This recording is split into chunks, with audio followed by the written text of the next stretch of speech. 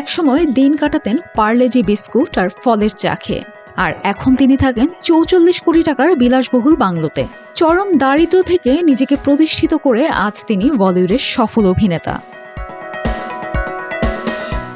তার খারাপ সময়ে ব্যাংক অ্যাকাউন্টে ছিল মাত্র ১৮ টাকা। কয়েকজন বন্ধুর সঙ্গে একটি ছোট ঘরে থাকতেন এবং প্রতি মাসে ৭,০০০ টাকা ভাড়া দিতেন। জুটত না ঠিকমতো খাবার। ছোট শহরে বড় হন তিনি, ছিল না কোনো ভালো ফিল্মে ব্যাকগ্রাউন্ড, তবে অভিনয়ের প্রতি তার আগ্রহ ছিল প্রবল। দিল্লিতে থিয়েটার শেখার জন্য প্রতিদিন ৭০ কিলোমিটার সাইকেল চালাতেন। ২০১০ সালে রাম গোপাল বর্মার রন ছবিতে একজন সংবাদ পাঠকের ছোট চরিত্রে অভিনয়ের মাধ্যমে বলিউডে যাত্রা শুরু তার। বলা হচ্ছে অভিনেতা রাজকুমার রাওয়ের কথা। রাজকুমার রাওয়ের বেড়ে ওঠা সাধারণ মধ্যবিত্ত পরিবারে।